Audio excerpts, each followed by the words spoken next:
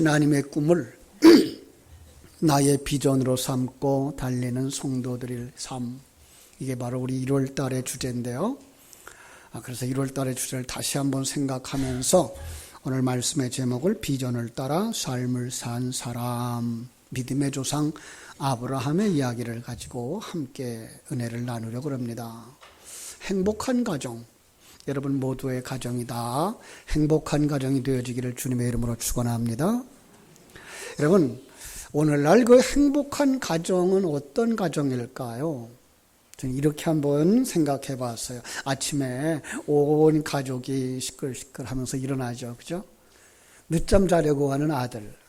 그 아들 늦으면 밥도 못 먹고 간다고, 또 학교 지각한다고 소리쳐 깨우는 엄마. 그런가 하면 또 학교에 간다고 화장하고 있는 이 딸. 그 딸의 화장한 모습을 보는 아버지의 그 눈이 예전 같질 않아요. 그죠? 야, 이놈아, 그렇게 화장하는 데가 어딨냐? 그거는 요즘 큰 어른들도 그렇게 화장하지 않는데, 라고 이제 화장하는 것을 탓하는 이런 아버지예요.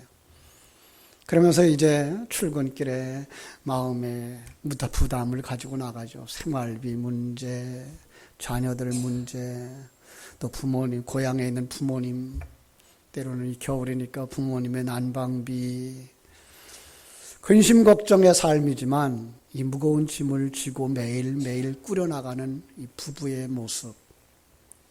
그런가 하면 자식들 잘 되라고 새벽마다 교회에 나가서 기도하는 할머니 권사님. 교회의 굳은 일을 내일이라고 생각하고 열심히 가꾸고 예배당을 돌보는 할아버지 장로님. 아마 우리가 일상생활 속에서 엿볼 수 있는 행복한 가정이라고 할 겁니다. 그리고 우리가 소망하는 행복한 가족이기도 할 것입니다. 나도 그렇게 살았으면, 나도 그렇게 살아야지. 그죠? 금년 한 해 여러분의 가족이 이렇게 행복한 가족이 되어지기를 주님의 이름으로 축원합니다. 갈대아 우르라고 하는 마을에 참 잘 사는 데라 할아버지가 살고 있었어요. 이 데라 할아버지에게는요, 세 아들이 있었어요. 하란이라고 하는 아들, 나홀이라고 하는 아들, 그리고 아브람이라고 하는 세 아들이 있었죠. 그런데 안타깝게도 아들 하란은 세상을 먼저 떠났어요. 그나마 다행인 것은 그에게 이제 그 아들, 딸이 다 있었어요. 그죠? 밀가라고 하는 딸과 또 롯이라고 하는 아들을 낳고 세상을 떠났죠. 그런데 그 밀가는 둘째 아들과 결혼을 해요. 둘째 아들과 결혼을 해서 부두엘을 낳고 나중에 그 부두엘은 이제 그 리브가를 낳죠. 또 다른 형제도 낳습니다만 그 리브가는 나중에 아브라함의 아들 이삭과 결혼을 하게 되는 이런 가정. 당시 이렇게 살았죠. 오늘날과는 좀 달라요. 그죠? 오늘은 이렇게 같은 혈연들끼리 결혼을 하지 않습니다만은 성경이 있는 그 시대, 그리고 그 옛날 시대는 이게가 아주 통속적이었던 것이죠. 그리고 그것이 우리에게 진리를 전해주는 전달 도구로 사용되어지고 있는 거죠. 지극히 세속적인 가정이었고요. 그들 세계에서는 이게 행복한 가정이고 모범적인 가정이었어요. 여러분, 우리가 살아가는 오늘날 사람들은 행복을 무엇로 가지고 평가할까요? 세상적인 가치관을 가지고 평가를 하죠. 그래서 이 세상을 살아가는 사람들이 다 나는 행복하다라고 말하는 사람들이 별로 없대요. 왜 그럴까요? 여러분, 우리 한국은요, 지금 굉장히 잘 사는 나라입니다. 따뜻한 방에서, 그죠? 따뜻한 물로 세수를 할 수 있는 나라. 세계에 그렇게 많지 않아요. 밥 세 끼 따뜻하게 먹고 또 이게 음식 쓰레기가 그렇게 많이 나가는 나라 그렇게 많지 않습니다. 그런가 하면 매 집마다 차가 다 있어요. 한 대씩, 두 대씩. 그런 나라가 그렇게 쉽지 않습니다. 우리는 지금 경제적으로 상당한 수준에 올라와 있고요. 상당히 여유로운 생활을 하고 있어요. 그런데 불구하고 왜 행복을 느끼지 못하죠?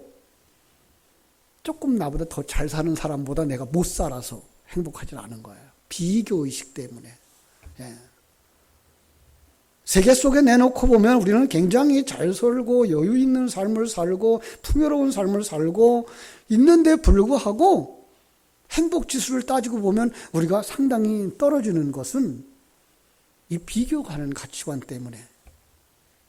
그래서 하나님이 주신 것을 정말 풍요롭게 누리지 못하고 살아가고 있는 이런 사람들이죠. 우리들은 다 같이 참 잘 살고 싶죠. 부유하고 싶어요. 그죠? 근데 부유한데도 불구하고 우린 부유함을 누리지 못하는 거 안타깝죠. 여기서부터 벗어났으면 좋겠어요. 근데 그 우리가 가지고 있는 행복이라고 하는 기준을 중국에서부터 가지고 들어왔더라고요. 서경이라고 하는 책에서 나왔는데요. 오복에서부터 왔죠. 수, 부, 강령, 유호덕, 고종명. 수라고 하는 거는 목숨 숫자죠. 장수하고 싶은 거예요. 인간이 소망을 오래 사는 데다 둔 거예요. 사실 요즘 들어서 우리 어른들을 보시면 참 장수하시잖아요. 그죠? 7, 80은 이건 젊은 층이에요. 그냥 90이 내일 모레고 또 90 넘고 100에 올라가시는 분들이 곳곳에서 이제 드러나고 있잖아요. 그런데도 불구하고 더 오래 사시려고. 두 번째가 부유함이죠. 풍족하게 살기를 바라는 거예요. 강령. 그리고 내가 사는 날 동안 건강하게 살고 싶은 거고요. 자, 보세요. 오래 살고 잘 살고 건강하게 살면 그 다음에 하고 싶은 게 뭘까요? 유호덕이에요. 덕스럽게 남에게 그냥 봉사도 좀 하면서 덕을 끼치면서 살고 싶은 것이 인간이고요. 마지막에는요. 고종명이라 하나님이 자기에게 주신 생명을 다 살되 깨끗하게 살고 자기 집에서 죽는 거예요. 아니, 5번째 복은 오늘날 누리는 사람이 별로 없어. 왜요? 집에서 돌아가시는 분이 별로 없어. 다 그냥 병원에 가시고 요양원에 가시고 그러시다 보니까 참 이 복의 오복이라고 하는 하나를 보면은요, 이게 통속편에서 또 다르게 나와요. 조금 다른데 수, 부 그리고 귀가 들어가요. 존귀함. 그리고 강령 다자예요. 자손이 많은 것 복이죠. 바로 이런 복을 누리던 사람이 데라의 가족이었다. 비록 큰아들 하라는 세상을 먼저 떠났지만 로시라고 하는 아들을 두었기 때문에 다행이고 또 큰 손녀는 둘째와 짝을 이루어서 자식을 낳아서 잘 살고 아브라함도 이제 그 이복누이와 그 결혼을 해서 한 울타리에 살고 있으니까 그들은 행복하다 그러고 있었는데 참 하나님이 우리처럼 이렇게 새롭게 출발을 하는 것처럼 그의 삶의 전환점을 요구하시는 거죠. 하나님의 도전이 그 가정 속에 들어와요. 오늘 우리가 본문으로 3월 12장 1절에 보면 여호와께서 아브라함에게 이르시되 너는 본토 친척 아비 집을 떠나 내가 내게 지시할 땅으로 가라 라고 말씀하십니다. 사실 창세기 12장 1절에 나오는 명령은 갈대아 우르를 떠나서 하란 땅에 머물러 15년이 지난 시간이었거든요. 그런데 우리는 아브라함이 고향을 떠날 때 그 고향을 어디라고 보죠? 갈대아 우르라고 한단 말이에요. 그죠? 그러니까 이렇게 이해하시면 돼요. 갈대아 우르, 그 행복한 땅, 그 평안의 땅, 부유한 땅, 거기 아주 문명이 발달하고요. 그 지역에서 정말 최강의 도시로 일컬어졌던 도시였다 그래요. 왜냐하면 그들이 남겨놓은 유적과 유물들을 보면은요, 대단해요. 지구라트가 거기서 나와요. 바벨탑의 형태죠. 아주 거대한 지구라트와 그들이 살았던 도시의 모습. 그들의 그림 속에서 나오는 이 전차 그림을 볼 수 있고요. 그런가 하면은 이 흙에서 출토되어진 황금 투구, 또 황금 검, 청동 화살, 그리고 그 당시에 얼마나 문화가 발달했는지 그들이 가지고 있었던 훌륭한 악기, 하프가 거기서 나왔어요. 그런가 하면은 오락기도 나왔어요. 도미노 게임 같은 거, 오락기. 그죠? 주사위. 그래서 이 고대 왕국을 보여주면서 그들은 굉장한 수준에서 문화와 예술을 누리면서 살았구나라고 할 수 있고요. 당시 우르는요, 그 국제 교역을 했던 그런 도시로서 그렇게 잘 살 수 있었다고 그래요. 그런데 그 지역의 특징이 하나 있는데 그게 뭔가 하면 우상 숭배하는 도시였던 거죠. 하나님을 알지 못하는 자들의 삶이 다 그러한 것처럼 그들도 우상 숭배하는 사람들이었어요. 여러분, 우상 숭배하는데 전해 오는 이야기에 의하면 이 아브라함의 아버지 데라가 우상을 만들어 파는 사람이었대요. 그러니까 우상 숭배하는 도시에 우상을 만들어 파는 사람의 생활은 굉장히 부유한 거죠. 많은 사람들이 부러움을 받을 만한 그런 가족이었던 거죠. 그런데 하나님이 그들 가운데 찾아오신 거예요. 어느 날 아브라함에게 하나님의 음성이 들린 거예요. 떠나라 네 본토 친척 아비 집을. 아버지에게 와서 얘기합니다. 아버지, 제가 이런 음성을 들었습니다. 떠나라 그럽니다. 이 데라는요, 깜짝 놀랐죠. 자기 일평생 우상을 만들고 그 앞에 절하고 많은 사람들에게 그 앞에 절하면 복을 받는다고 그렇게 가르치고 말하던 그의 일생 속에서 한 번도 들어본 적이 없거든요. 하나님의 음성을 들어본 적이 없거든요. 그런데 떠나라는 거예요. 그런데 하나님의 음성이라는 거예요. 히브리서 11장 8절에 보면은요, 믿음으로 아브라함은 부르심을 받았을 때 순종하여 장래 유업으로 받을 땅에 나아갈새 갈 바를 알지 못하고 나아갔다라고 말하고 있습니다. 아브라함이 하나님의 부르심을 받을 때에 자신이 어디로 갈지도 알지 못한 채 순종의 길을 떠났다는 거죠. 아니, 어떤 면에서는요, 첫 출발은 아버지 데라가 주동을 했던 것으로 기록되어져 있어요. 우리 한번 11장 31절을 보실까요? 데라가 그 아들을 아브라함과 하란의 아들인 그의 손자 롯과 그의 며느리 아브라함의 아내 사레를 데리고 갈대아인의 우르를 떠나 가나안 땅에 가고자 하더니 하란에 이르러 거기 거류하였으며 라고 말하죠. 데라가 가족을 데리고 갈대아 우르를 떠나 하란에 머무르게 되었다 그러는 거예요. 그 하란에서 데라는 세상을 떠납니다. 205세에 오래 살았어요. 그죠? 그러니 12장 1절에서 하나님이 아브라함에게 다시 말씀하는 거예요. 자, 우리는 여기서 참 놀라운 음성을 듣게 됩니다. 왜 하나님이 처음에 말씀했을 때 그가 그렇게 명확하게 알아듣지 못했을까? 네, 이것이 바로 영적인 문제입니다. 우리가 하나님이 주시는 영적인 것을 한번 딱 받았을 때 그게 다 알 수 있는 게 아니에요. 정말 하나님의 그 음성이가 하나님이 시작하게 하시는 거구나 라고 생각하면서 한 걸음 한 걸음 나아가는 거죠. 반복해서 들린다고 하는 이야기는 이건 분명하다는 것이고요. 그렇죠? 오늘도 우리 주일학교 학생들과 요셉의 그 꿈 해몽 이야기하다가 꿈 해몽 가운데 바로의 꿈이 2번 반복해서 끼어지지 않습니까? 그래서 반복, 거기는 뭐예요? 하나님이 반드시 이루신다라고 하는 이야기를 했는데 그렇습니다. 성경 속에 반복해서 나오는 예언은 반드시 이루어진다라고 하는 의미가 있는 거예요. 그리고 전보다 더 명확한 근거를 가지고 다가오시는 거죠. 이번엔 뭐예요? 분명한 하나님의 비전을 그에게 제시하는 거죠. 내가 너로 큰 민족을 이루어 주겠다. 내가 복을 받아서 그죠? 내 이름을 창대하게 하겠다. 그리고 네가 복이 되게 하겠다. 이게 아브라함에게 주신 비전이죠. 여러분, 금년에 우리가 이 비전을 찾고 그 비전을 성취하자고 이렇게 표를 정하고 나가는데 하나님께서 우리 예배하는 동안에 더 분명한 비전이 보여지게 되기를 주님의 이름으로 축원합니다. 신약 성경에도 보면은요, 비슷한 상황들이 펼쳐져요. 누가복음 5장에 가보면은 예수님을 따르는 제자들을 보게 되는데, 이 게네사렛 호숫가에 예수님이 도착해서 배 있는 것을 보고 한 배에 오르셔요. 그리고 부탁을 해요. 육지에서 조금 뛰었으면 좋겠다. 그래서 육지에서 떨어져요. 그리고 배를 강대상 삼아서 이제 말씀을 딱 강론을 하십니다.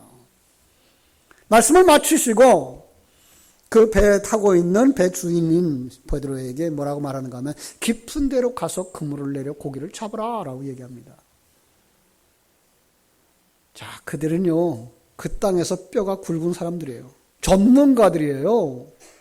그런데 어떤 사람이 배에 오르더니 말씀을 강론하고 나더니 그에게 부탁을 하는 거예요. 깊은 데로 가자. 그 깊은 데로 가서 그물을 내려 고기를 잡으라. 뭐라고 말합니까? 선생님, 우리 밤새도록 수고해서 잡은 것이 없습니다. 그렇지만 말씀대로 그물을 내리겠습니다. 이게 웬일입니까? 그물이 찢어질 정도로 고기가 많이 잡힌 거예요. 2배에 가득 채웠다 그랬습니다. 그런데 시몬 베드로가 예수님 앞에 와서 무릎을 탁석 꿇어앉아요. 그리고 뭐라고 말해요? 주여, 나를 떠나소서. 나는 죄인입니다. 누가복음 5장 10절에 보면 예수님께서 말씀하십니다. 두려워하지 마라. 이제 후로는 내가 사람을 취하리라. 예. 하나님이 그 시몬 베드로를 부르시면서 내가 너로 하여금 사람을 낚는 어부가 되게 하겠다라고 말씀하시는 거예요. 그러자 그들이 와요. 배를 육지에 대고 모든 것을 버려두고 예수님을 따라 길을 떠납니다. 제가 여기서 가져오고 싶은 단어가 뭘까요? 떠나는 겁니다. 지금 아브라함에게 요구하고 있는 게 뭐예요? 본토, 친척, 아비 집을 떠나라고 말씀하시는 거예요. 제자들에게 뭐라 그러는 거예요? 주님을 따라 길을 떠나는 거예요. 마가복음에 가보면은 야고보와 요한이 주님의 부르심을 받고 아버지와 품꾼과 함께 배에 버려두고 아버지와 품꾼들과 함께 배에 버려두고 예수님을 따라갔다라고 기록하고 있습니까? 오늘 본문에서 하나님께서 아브라함에게 준 비전, 너로 하여금 큰 민족을 이루게 해주겠다. 내게 복을 줘서 내 이름을 창대하게 해주겠다. 너는 복이 되게 하겠다. 여러분, 이 약속이 이루어질 줄로 믿습니다. 하나님은 약속한 대로 이루셔요. 이 베드로에게 주신 말씀도 반드시 이루어지게 될 줄로 믿습니다. 아브라함 한 사람, 지금 믿음의 여정 그 출발선상에 있는 거예요. 이것은 하나님의 부르심으로부터 시작되는 거죠. 이 신앙생활의 출발은 하나님의 부르심으로부터 시작됩니다. 그걸 갖다가 소명 이렇게 단어로 쓰죠. 하나님의 부르심입니다. 그 부르심 앞에서요, 사람들이 변하는 게 있는데 뭔가 하면은 이제까지 의존했던 의존의 대상이 바뀌어지는 겁니다. 이제까지 세상에서 부모를 의지하다가 권세 있는 자를 의지하다가 물질을 의지하다가 어디를 바라봐요? 하나님을 바라보는 겁니다. 하나님께로 이제 바라보고 의존하게 되는 거죠. 그걸 뭐라 그런다고요? 떠났다라고 말하죠. 그래서 여기 본토, 친척, 아비집을 떠난다는 말은 우리에게 문자적이지 않습니다. 이제까지 많은 사람들이요, 이 문자적으로 해석을 해와서 정말 집을 떠난 사람들도 많아요. 오늘 이 설교를 듣고 하나님이 나를 지금까지 살고 있던 집에서 떠나라 하는구나. 그리고 가출하시면 안 됩니다. 하나님이 포리교회를 떠나라고 하는구나. 그러면 더더욱 안 됩니다. 여기서 본토, 친척, 아비집은 이제까지 살아오면서 매우 익숙한 습관, 사상, 그리고 힘이 되어줄 수 있었던 어떤 배경들입니다. 하나님은 아브라함에게 이제까지 의존하고 살아왔던 것들로부터, 제자들에게 이제까지 기대고 살아왔던 아버지로부터, 삶의 터전으로부터, 조금 더 깊이 묵상하게 되면은 이제까지 살아왔던 가치관으로부터, 이제까지 살아왔던 그 관점으로부터, 이제까지 가지고 있었던 그 경쟁 구조, 그거로부터 떠나라는 것을 깨달아 알게 됩니다. 이걸 성경은 또 한 단어로 바꿔놓기도 했어요. 뭐라고 말했는가 하면 옛사람을 벗어버리라, 이렇게 말씀하죠. 우리는 그냥 간단하게 옷 벗는 정도 생각하죠. 그런데 실상은 우리 속에 깊숙이 들어와 있는 이 가치관, 이 사상을 버리고 떠나는 것이 쉽지는 않은데, 사랑하는 여러분, 2020년들은 우리가 옛사람을 벗어버리는 한 해가 되어지기를 주님의 이름으로 축원합니다. 또 우리가 여기서 발견할 수 있는 두 번째 주제가 뭔가 하면, 하나님이 그들에게 분명한 비전을 주시더라라는 거예요. 예. 하나님의 부르심을 받은 모든 사람들에게 우리 하나님이 비전을 주시는데요, 만약에 예수님을 따라가는 성도들에게 그 비전이 무엇인지 알지 못한다면 방향키 잃어버린 배처럼 바다 속에서 방황하겠죠. 정말 제가 요즘 들어서 계속 우리 주일학교 학생들을 바라보면서 안타까운 거, 너무 공부만 열심히 해가지고 공부 그러다가 하나님이 내게 어떤 비전을 주셨는지, 어떤 은사를 주셨는지 이걸 찾지 않는 거예요. 그냥 점수 따라가는 거예요. 그러다 보니까 나중에는 방황하는 거죠. 내가 어디로 가야 되지? 내가 뭐 하면서 살아야 되지? 그러다 보니까 조금 깨인 사람은 이것도 했다 안 되고 저것도 했다 안 되고 또 다른 거 하고 이러면서 살아가는 거예요. 그것도 안 되면 어떻게 해요? 그냥 공부만 하자 그래서 지금 대학교 나온 사람들이, 대학원 가는 사람이 그렇게 많다는 거예요. 왜 그래요? 분명한 비전이 없기 때문에. 물론 분명한 비전이 있어서 거기까지 가는 분들도 있겠습니다만은, 우리 자라나는 새싹들을 보면 꿈이 뭐니? 없는 거예요. 금년에 우리 주일학교 공과에서 바로 그 부분을 다루고 있어서 정말 우리 선생님들이 그 부분을 한번 이야기하면서, 때로는 학교 선생님들과 부모님들과 우리 자녀들에게 주신 은사들을 찾아가고 그들에게 비전을 심어주는 한 해가 되어졌으면 좋겠습니다. 근데 사람들이 그걸 알지 못하는 거예요. 첫 번째, 부름을 받은 이 데라와 그 가족들은 15년 동안 하란 땅에 머물고 말았던 거예요. 분명한 비전을 찾지 못했기 때문에. 우리 가운데 아직도 하나님이 부르신 부름의 목적, 비전이 무엇인지 찾지 못하고 신앙생활 하는 분들이 계십니까? 정말 2020년도에는 그 부르심의 목적, 하나님이 내게 주신 삶의 목적이 무엇인지를 분명하게 찾으시고 그것을 위해 달려가고 성취하는 한 해가 되어지기를 주님의 이름으로 축원합니다. 아브라함도 처음 집을 떠날 때 자신이 어디로 가야 하는지 몰랐습니다. 믿음의 여정 속에서 자신이 어디로 가야 하는지 곧 하나님의 계획을 알게 되어져 갑니다. 그러므로 불확실한 가운데 있을지라도 말씀 따라가는 것은 상당히 중요한 것이죠. 자, 혹 우리 삶의 목표를 찾지 못하신 분이 계시다면 이렇게 해보라고 제가 제시할 것이 있습니다. 뭔가 하면 길을 모르면 어떻게 돼요? 묻고, 그죠? 듣고, 그리고 따라가는 거예요. 순종하는 거예요. 요즘은요, 길 찾아가면서 지도 놓고 물어보는 사람들이 없어요. 뭐 내비게이션이 있어서 그냥 휴대폰에도 내비게이션이 있고요. 그래서 정말 거기에 쳐놓으면 그 기계가 다 알아서 가르쳐줘요. 그런데 기계로 통하지 않는 곳이 있어요. 어디죠? 영적인 세계. 그죠? 우리 영적인 세계에 내비게이션이 준비되지 않았단 말이에요. 그럼 우리는 어떻게 해야 돼요? 하나님께 물어야 되죠. 하나님의 말씀을 들어야 되죠. 그리고 그 말씀을 순종해야 되는 거예요. 이게 우리의 삶인 거죠. 그죠? 하나님은 인생의 다양한 문제 앞에서 우리가 질문을 할 수 있도록 문을 열어놓고 있어요. 그게 뭐예요? 기도죠. 그렇죠? 그래서 우리로 하여금 언제든지 구하라 그러면 주겠다. 찾으라 그러면 찾을 것이다. 문을 두드리라 그러면 열릴 것이다 라고 말씀합니다. 기도하라고 말씀하고 있어요. 그뿐만 아니라 하나님은 계속해서 말씀을 주십니다. 말씀을 듣게 하십니다. 순종해야 합니다. 예.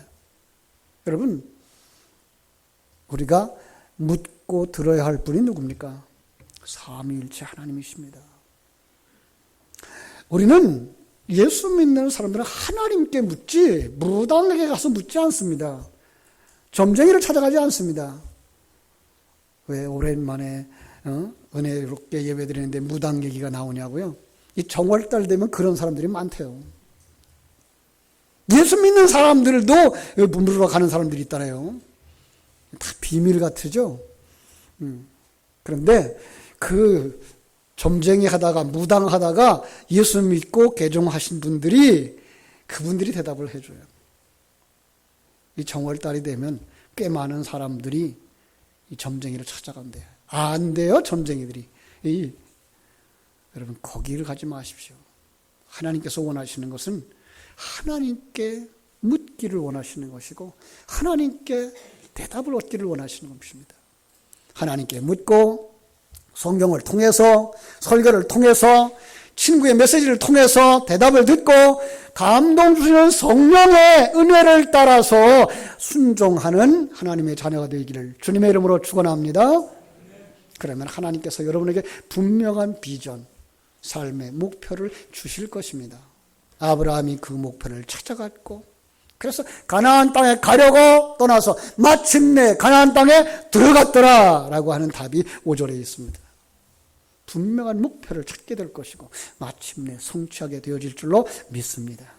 자, 그런데 아브라함 생애가 거기서 끝나질 않아요. 왜 그럴까요? 그 완성에는 과정이 필요한 거예요.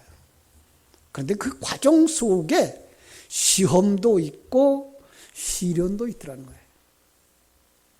여러분, 아브라함이 이제 신앙의 출발을 합니다. 믿음의 완성을 향하여 달려가는 그 과정에 펼쳐지는 모습들을 보세요. 6절에 보니까 가나안의 사람들이 이미 정착하고 있더라는 거예요. 그때의 가나안 사람이 그 땅에 거하고 있더라는 거예요. 다시 말해서 하나님이 아브라함을 떠나라 그래서 이제까지 살았던 그 고향을 떠나서 하나님의 인도하심 따라 하나님 주신 비전을 따라 가나안 땅에 들어갔는데 그 땅에 이미 살고 있던 자들이 있더라는 거예요. 그럼 그걸 다 정복하려면 어떻게 돼요? 그들과 싸워야 되는 상황인 거죠. 이게 우리의 모습이라는 거죠. 나 예수 믿습니다. 이제 하나님이 주시는 은혜로 말미암아 하나님의 자녀답게 살게 될 줄로 믿습니다. 라고 주님 앞에 엎드렸는데 우리 속에 아직도 남아있는 옛사람들이 있더라는 거죠. 성경은 바로 이걸 얘기하고 있습니다. 그래서 아브라함이 정말 하나님의 아들로 축복의 그 받은 그 믿음의 조상으로 완성되어지기까지 수많은 시련의 과정을 거치는 걸 우리가 보게 되고요. 출애굽한 이스라엘 백성들이 약속의 땅이라고 여겼던 가나안 땅에 들어갔을 때에도 가나안 땅에 완전히 정복되어질 때까지 400년의 세월이 흘러갑니다. 사사기 시대를 거쳐가고요. 그리고 다윗 왕국 시대까지 사울 왕을 지나 다윗 왕국 시대 될 때에야 하나님이 약속했던 그 땅을 다 차지하게 됩니다. 그 과정이 뭐라고요? 성장과 성숙의 과정이더라. 성도들이 하나님의 사람으로 완성되어지는 데는 과정이 있더라는 거예요. 근데 그 과정이 그냥 한 단계 한 단계 걸어가는 성숙이고 그저 순탄한 길이면 얼마나 좋겠습니까? 그렇지 않은 거예요. 그 속에는 시험도 있고 그 속에는 시련도 있는데 여러분, 시험이 무엇이고 시련이 무엇입니까? 그런 말미암아 넘어지면 그것이 시험이고 그 일로 말미암아 신앙이 성장해 가면 그것은 시련이라고 말할 것입니다. 여러분, 그 시험과 시련을 이기는 비결이 여기에 나와 있습니다. 8절입니다. 아브라함은 여호와를 위해 단을 쌓고 여호와의 이름을 불렀더라. 그렇습니다. 여러분, 우리가 그 시험을 이기고 그 시련을 이기고 하나님의 사람으로 완성되어지는 그 과정에 꼭 필요한 게 뭐라고요? 예배를 드리는 것입니다. 예배 속에 무엇이 있나요? 예배 속에 신앙의 고백이 있습니다. 예배 속에 기도가 있습니다. 예배 속에 설교가 있습니다. 예배 속에 하나님 앞에 드리는 헌금과 헌신이 있습니다. 그 모든 과정 속에서 하나하나 성장해가고 성숙해가는 것입니다. 사랑하는 여러분, 여러분들이 정말 하나님 나라에 예수 그리스도와 몸을 합한 신부가 되어질 때까지, 아니 하늘나라를 유업으로 받아서 그걸 통치할 수 있는 창세기 1장에 주어진 인간 창조의 목적을 성취할 때까지 완성되어지는 과정 속에서 예배를 통해서 우리가 다짐해야 될 것이 있습니다. 무엇일까요? 나는 하나님의 자녀답게 살아야 된다는 겁니다. 여기서 깨달아 알아야 되는 게 뭡니까? 나는 누군가라고 하는 것입니다. 자기 정체성입니다. 사랑하는 여러분, 예배를 통해서 여러분 분명히 깨달아 알아야 됩니다. 나는 누군가? 하나님의 자녀가 맞습니까? 네, 음악을 틀어주는구나. 맞다고.